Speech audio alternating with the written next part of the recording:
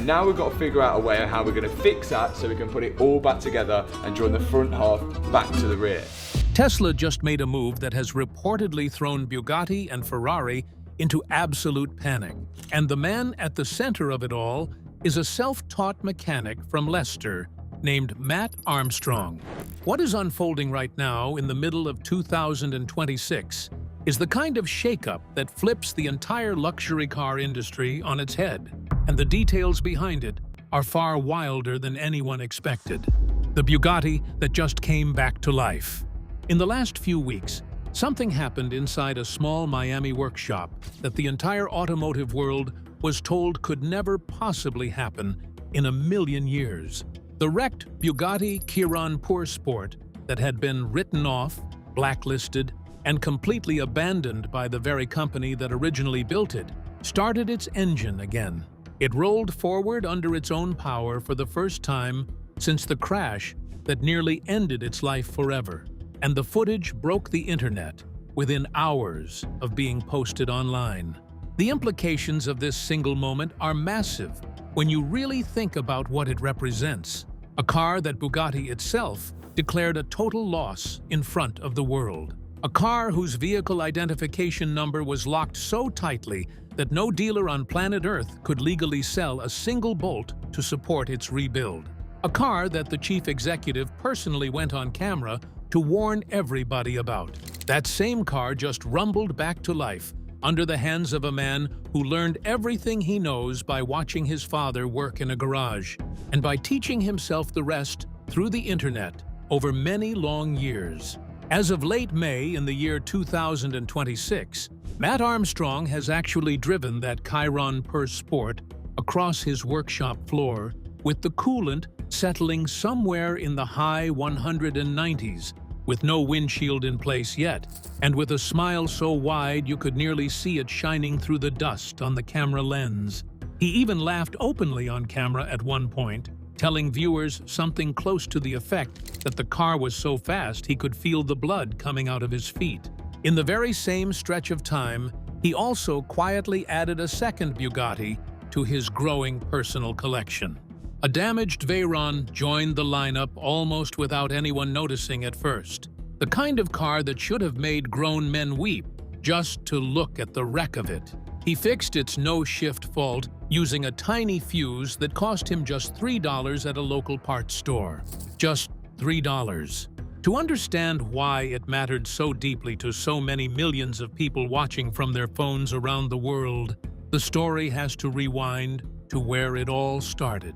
The Miami crash that lit the match. His name is Alex Gonzalez. Online, he goes by the handle FYI-AlexG across his various social media accounts.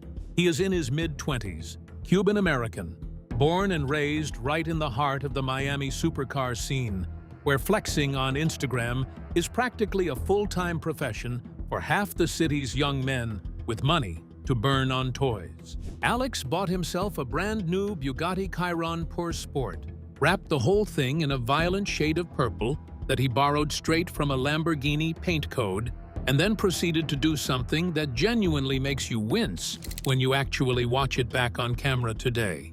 He stood his full body weight on top of the carbon fiber rear wing for a quick social media moment with his friends. That wing, which is precision engineered to handle airflow at speeds well north of 200 miles per hour, was never designed to handle a grown man pressing down on it for a photograph.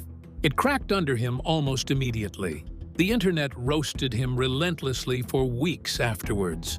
Then, before the jokes had even cooled down properly, he managed to crash the entire car in a separate incident that left it barely recognizable as a Bugatti at all. The damage was catastrophic by any reasonable measure anyone could apply to it. The front end was completely obliterated beyond recognition. The airbags blew across the cabin in a cloud of dust. The transmission housing shattered into pieces too small to identify. The structural monocoque, which is essentially the spine of the entire vehicle holding everything together, took genuine damage that even the most seasoned engineers in the industry struggled to look at without wincing visibly. Bugatti actually flew a technician all the way from their factory in Molsheim, France, just to inspect the wreck of the car in person before delivering a verdict.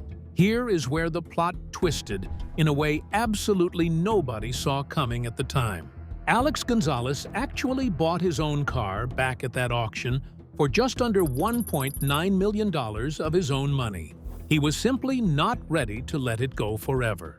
Because the factory had quoted him somewhere around $1.7 million just to repair it in France, which would have meant shipping the car overseas and possibly never seeing it again on his own terms, he made a single phone call that changed absolutely everything about this story.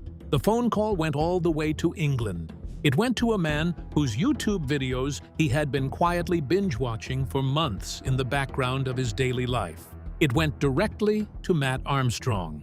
What Alex did not know in that very moment was that the second Mat said yes to the project, every single corporate alarm bell in the city of Molsheim started ringing at exactly the same time. The VIN lock heard around the world. The decision came down quietly at first inside the boardrooms in France. There was no formal press release sent out to journalists. No public statement was issued to anyone in the media at the time.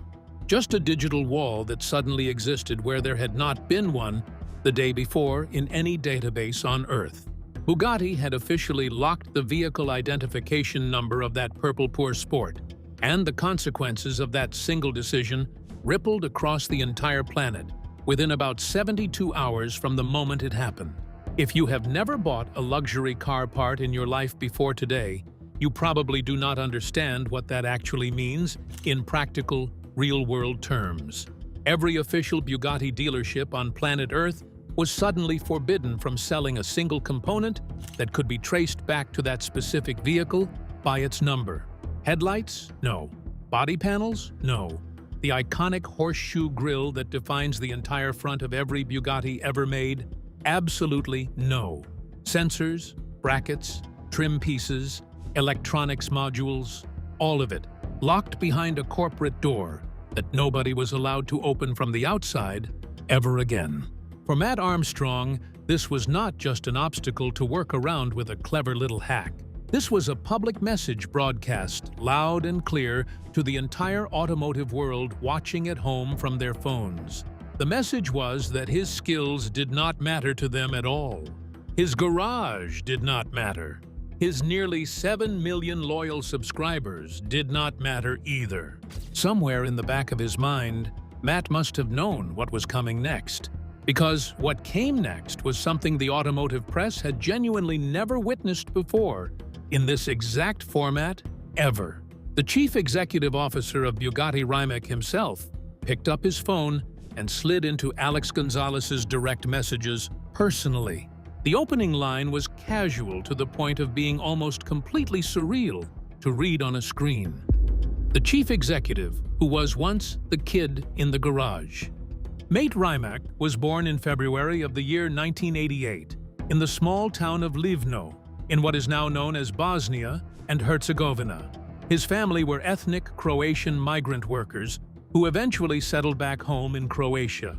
As a teenager, Mat had a beat-up 1984 BMW that he could barely afford to keep fueling on the wages of a working teenager.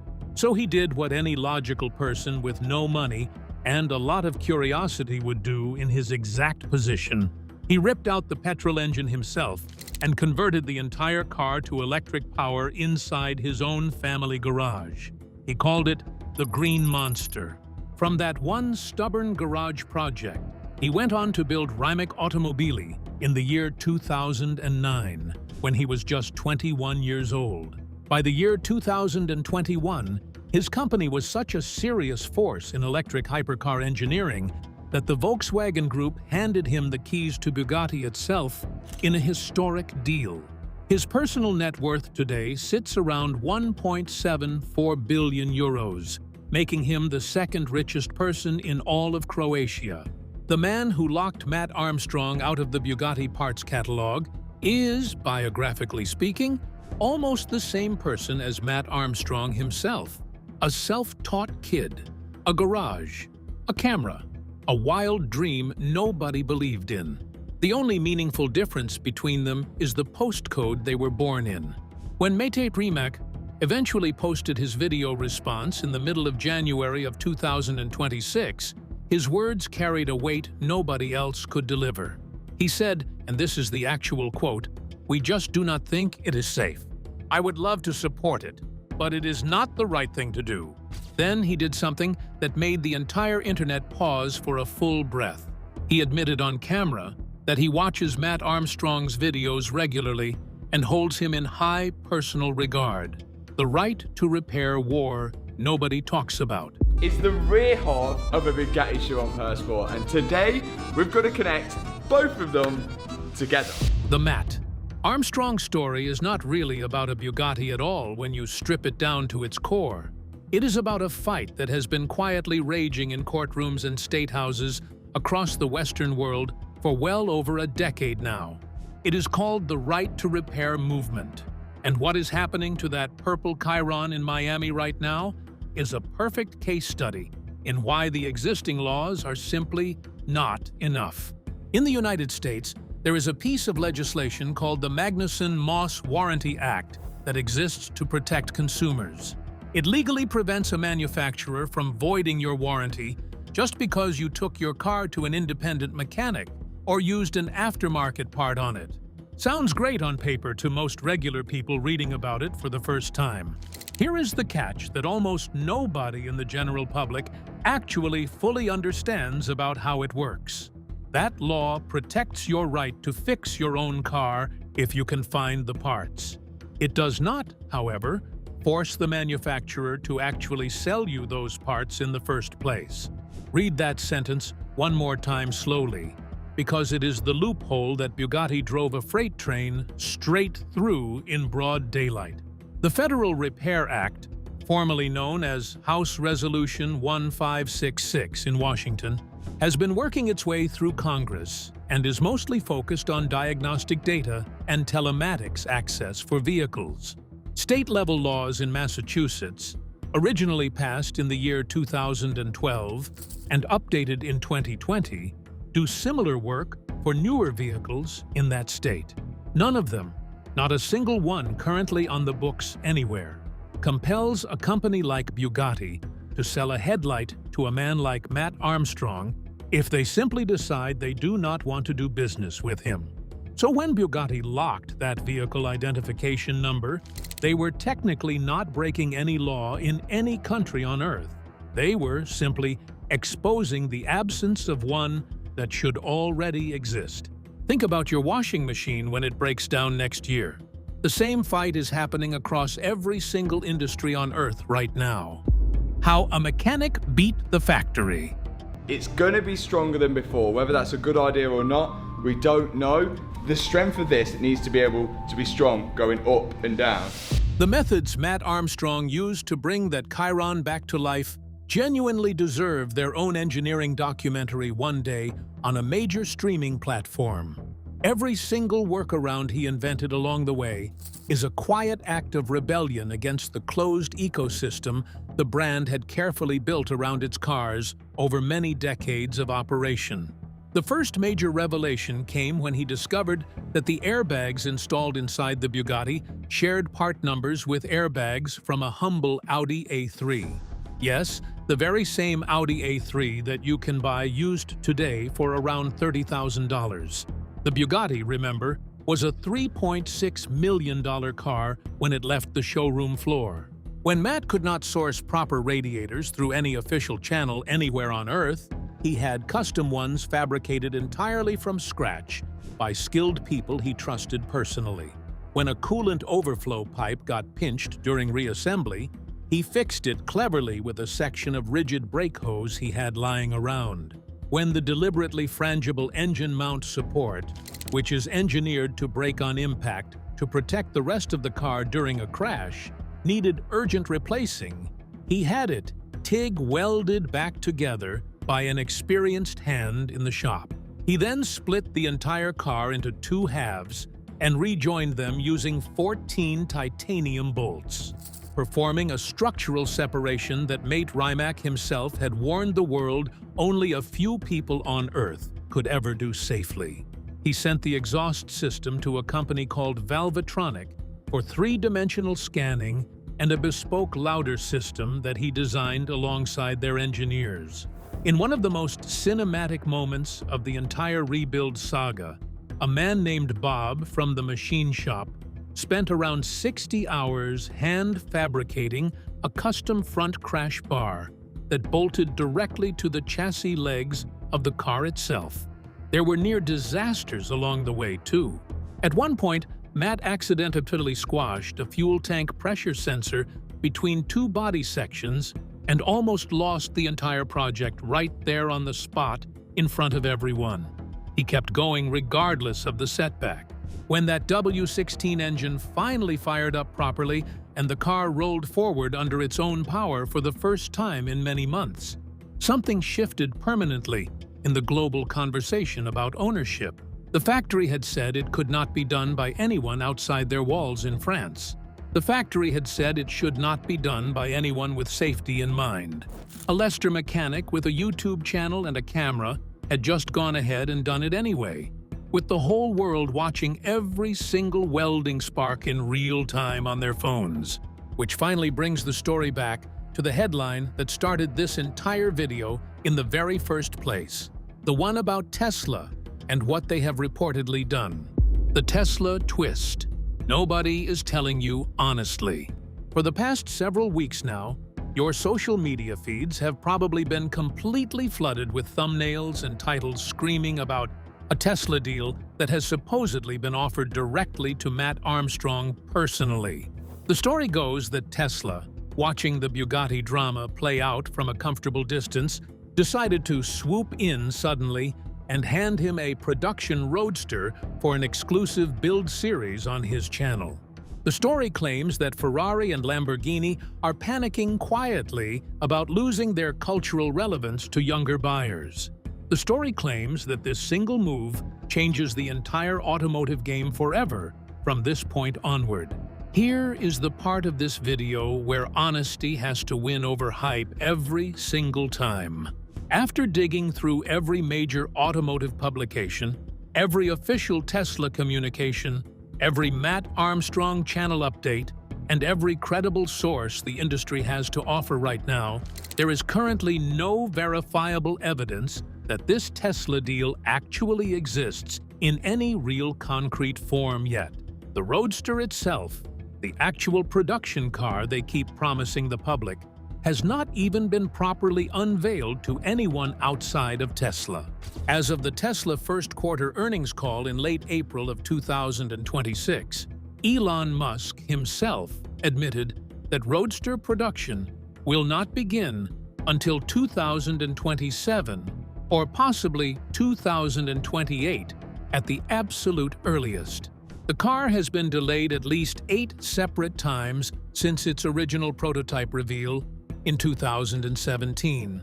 Musk himself told investors that the Roadster will not move the revenue needle in any massive way, but might end up being one of the most spectacular product demos ever shown. The viral Tesla and Mat Armstrong deal stories have been traced back, with a little bit of patient digging, to faceless clickbait channels using artificial intelligence-generated narration. Why does the story keep spreading like wildfire across every feed you scroll through? Because the idea of it is so deeply emotionally satisfying to imagine. In a world where Bugatti locked him out so publicly, the fantasy of Tesla welcoming him in with open arms feels like cosmic justice playing out in real time on the timeline. The quiet truth is that even without that fantasy being real today, the symbolic shift has already happened. Mat Armstrong has already proven, in front of millions of people, that the old gatekeeping model is breaking apart at the seams. The cultural permission has already been granted by the audience itself. So tell me honestly down in the comments, do you think Mat Armstrong has changed this industry forever? Or is Bugatti right to protect their cars the way they have? Drop your thoughts below and let us know whose side you are really on tonight.